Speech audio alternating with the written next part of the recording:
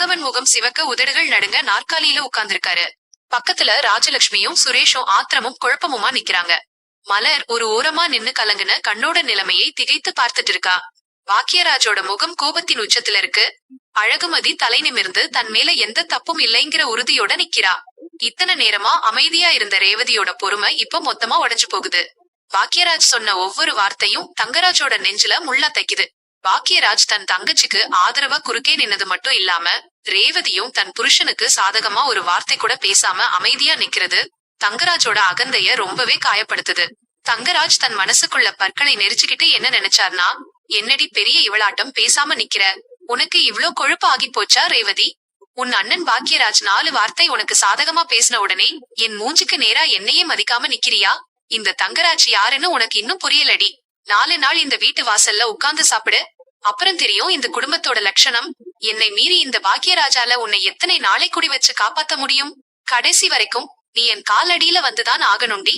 பாக்குறேன் உன் அண்ணன் கெத்து எத்தனை நாளைக்கு நீடிக்குதுன்னு. அப்புறம் தங்கராஜ் கோபத்தை அடக்கிக்கிட்டு உறக்க சொன்னாரு. சரிடா பாக்கியராஜ், உன் தங்கச்சிக்கு நீ பெரிய கொம்பு சீவி விடுறியா? பாக்கலாம்.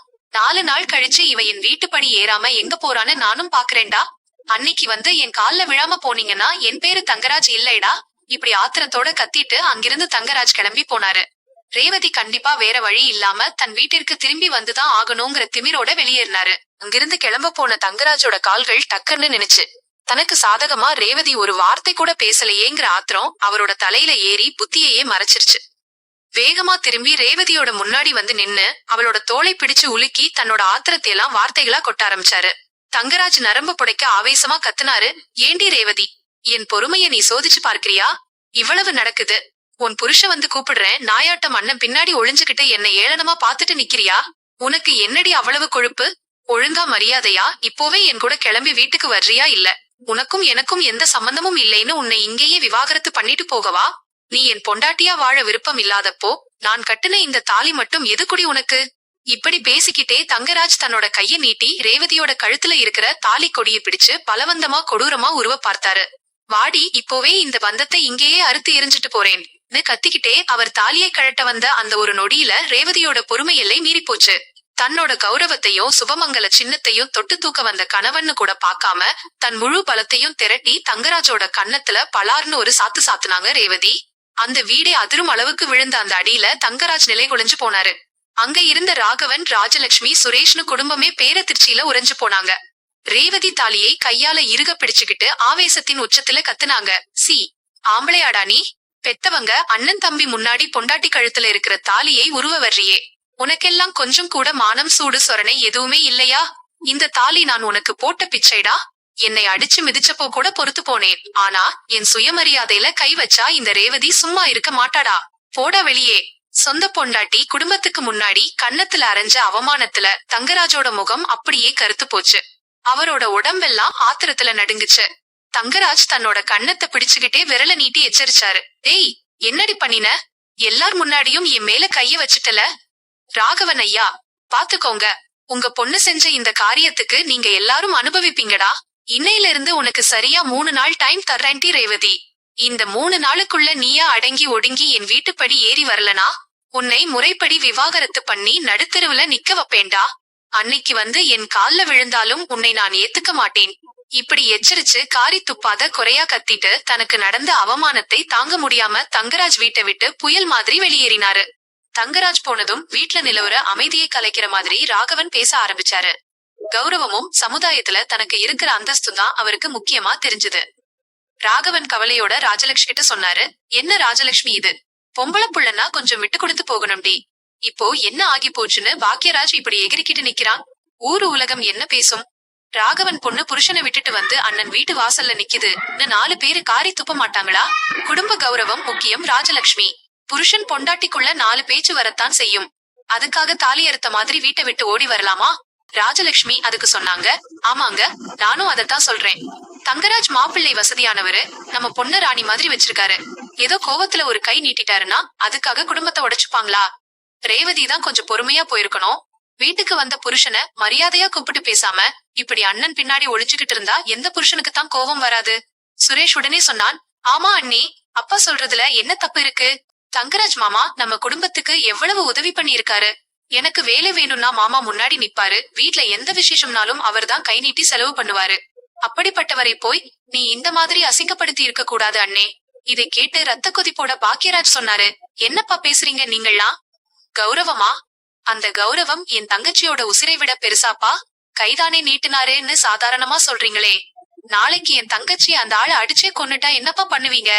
வசதியான வாழ்க்கை வசதியான வாழ்க்கைன்னு சொல்லி சொல்லியே என் தங்கச்சியை அந்த நரகத்துல தள்ளி விட்டு வேடிக்கை பார்த்தது போதும். பொண்ணு பெத்தவங்கன்னா பொண்ணோட சந்தோஷத்தை பார்க்கணும். ஊரான் என்ன பேசுவான்னு பயந்து அவளை பலி கொடுக்க கூடாது. இனிமேல் ஒரு அடி கூட ரேவதி அந்த ஆளு வீட்டுப்படி ஏற மாட்டா. இது என் முடிவு. மலர் பாக்கியராஜுக்கு ஆதரவா சொன்னாங்க. ஆமா மாமா, பாக்கியராஜ் சொல்றதுதான் சரி. ஒரு பொண்ணுக்கு புருஷன் வீட்ல நிம்மதியும் பாதுகாப்பும் இல்லைனா அந்த வசதியால என்ன பயன்? ரேவதி அக்கா எவ்வளவு நாள் தான் தன் மனசுக்குள்ளேயே அழுத்துக்கிட்டு இருப்பாங்க? நாம தானே அவங்களுக்கு துணையா இருக்கணும். ராகவன் கோபத்தோட சொன்னாரு, நீ வாயை மூடிட்டு இரு மலர். நீ இந்த வீட்டுக்கு மருமகளா வந்ததுல இருந்தே குடும்பத்துல நிம்மதியே இல்ல. நீயும் உன் புருஷனும் சேர்ந்து பொண்ணோட வாழ்க்கையை சீரழிக்க போறீங்க. பாக்கியராஜோட முடிவை ஏற்றுக்கொள்ள முடியாத ராகவன் தங்கராஜ மறுபடியும் போன் பண்ணி பேச கூப்பிட்டாரு. கொஞ்ச நேரத்திலேயே தங்கராஜும் அவரோட அம்மாவும் புயல் மாதிரி ராகவன் வீட்டிற்குள்ள நுழையறாங்க. தங்கராஜோட அம்மா வாசல் படியிலேயே கத்திக்கிட்டே சொன்னாங்க, என்ன ராகவன் ஐயா, என்ன கூப்பிட்டு வச்சு நியாயம் பேச போறீங்களா? உங்க பொண்ணு ரேவதி லட்சணத்தை பாத்தீங்களா? புருஷன் வீட்டை விட்டுட்டு வந்து அண்ணன் வீட்டுல உட்கார்ந்திருக்கா. என் பையன் என்ன தப்பு பண்ணிட்டான்னு இவ்வளவு துள்ளுறீங்க?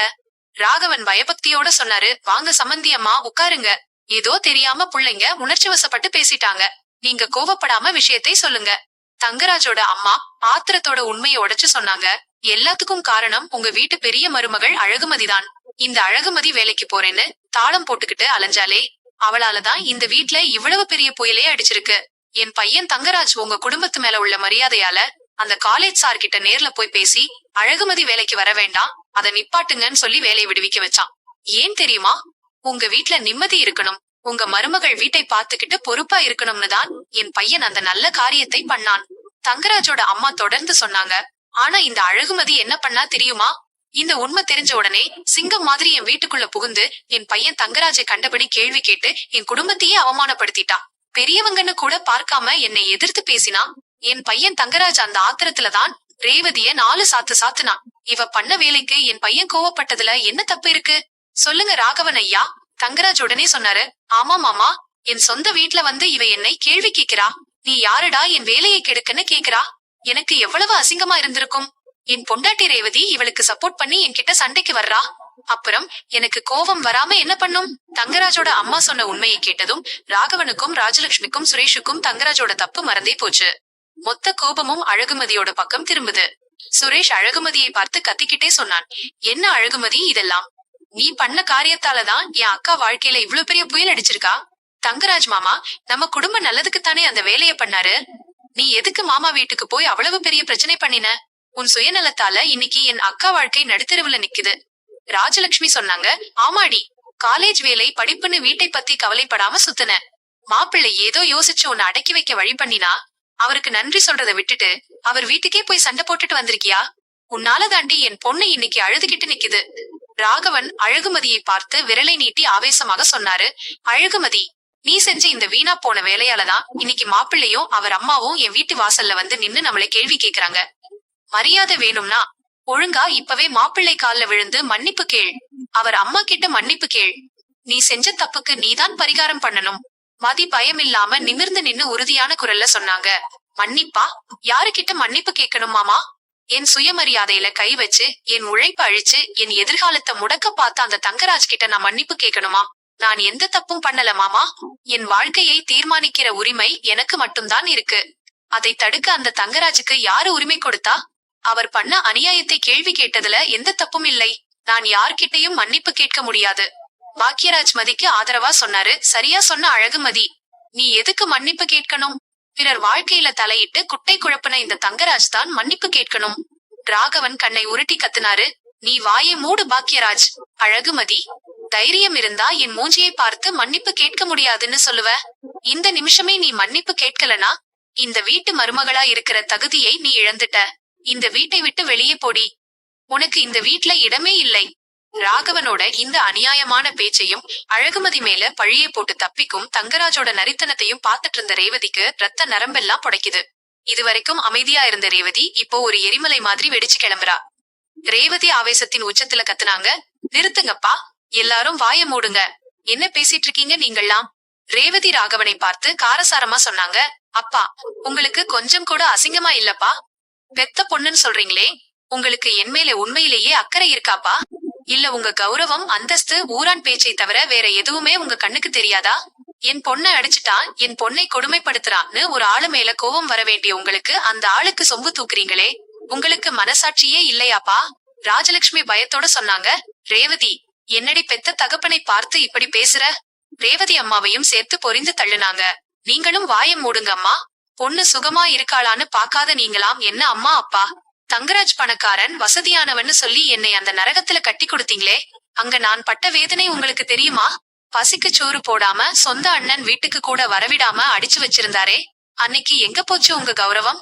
ரேவதி மதியை பார்த்துட்டு அப்புறம் ராகவன் கிட்ட கொந்தளிச்சு சொன்னாங்க. அழகுமதி என்ன தப்பு பண்ணினா? தனக்கான உரிமையை கேட்டா. தன் வாழ்க்கையை அழிக்க பார்த்த ஒரு அயோக்கியனை தட்டி கேட்டா. அது ஒரு தப்பாப்பா? என் வாழ்க்கையில பிரச்சனை வந்தது அழகுமதியால இல்லைப்பா, இந்த லட்சணம் கெட்ட தங்கராஜாலையும் அவங்க அம்மாவாலையும் தான். இவங்க பண்ற அநியாயத்தை மறைக்க இன்னைக்கு அழகுமதி மேல பழியை போடுறீங்களா? ரேவதி ராகவனுக்கும் தங்கராஜுக்கும் இறுதி எச்சரிக்கை விடுத்து சொன்னாங்க. அழகுமதியை பார்த்து மன்னிப்பு கேட்க சொல்றீங்களே, அவ எந்த தப்பும் பண்ணல, அவ மன்னிப்பு கேட்க வேண்டிய அவசியமே இல்லை. அப்புறம் தங்கராஜ், என்ன நினைச்சுக்கிட்டு இருக்கீங்க உங்க மனசுல? நான் கூப்பிட்டா ரேவதி நாய் மாதிரி பின்னாடி ஓடி வந்துடுவான்னு நினைச்சீங்களா? இனிமேல் நான் செத்தாலும் உங்க வீட்டுப்படி ஏற மாட்டேன். என்னை இந்த வீட்ல வச்சு காப்பாத்த உங்களுக்கு விருப்பம் இல்லைனா சொல்லுங்கப்பா, இப்பவே நான் என் குழந்தைகளை கூட்டிட்டு நடுத்தெருவுக்கு போறேன். ஆனா அந்த நரகத்துக்கு மட்டும் நான் திரும்ப போகவே மாட்டேன். என்னை பொண்ணுன்னு சொல்லிக்கவே உங்களுக்கு தகுதி இல்லைப்பா, பாக்கியராஜ் பெருமிதத்தோட சொன்னாரு. ரேவதி, நீ எங்கும் போக வேண்டிய அவசியம் இல்லை, உன் அண்ணன் நான் இருக்கேன்டா, உன்னையும் உன் குழந்தைகளையும் நான் பாத்துக்கிறேன். ரேவதி பேசின பேச்சை கேட்டு ராகவன் இடி விழுந்தவர் மாதிரி அதிர்ச்சியில உறைஞ்சு நிக்கிறாரு. ராஜலட்சுமியும் சுரேஷும் வாயடைத்து போய் நிக்கிறாங்க. தங்கராஜோட முகம் அவமானத்தாலும் கோபத்தாலும் கருத்து போகுது. அவரோட அம்மா மேற்கொண்டு பேச முடியாம வாயடிச்சு நிக்கிறாங்க. பாக்கியராஜும் மலரும் ரேவதியோட தைரியத்தை பார்த்து நிம்மதி பெருமூச்சு விடுறாங்க. அழகுமதி தன் கண்ணுல கண்ணீரோட ரேவதிய நன்றியோட பாக்க, ரேவதி தன் தந்தையையும் கணவனையும் ஏளனமா பார்த்தபடி நிமிர்ந்து நிக்கிறா.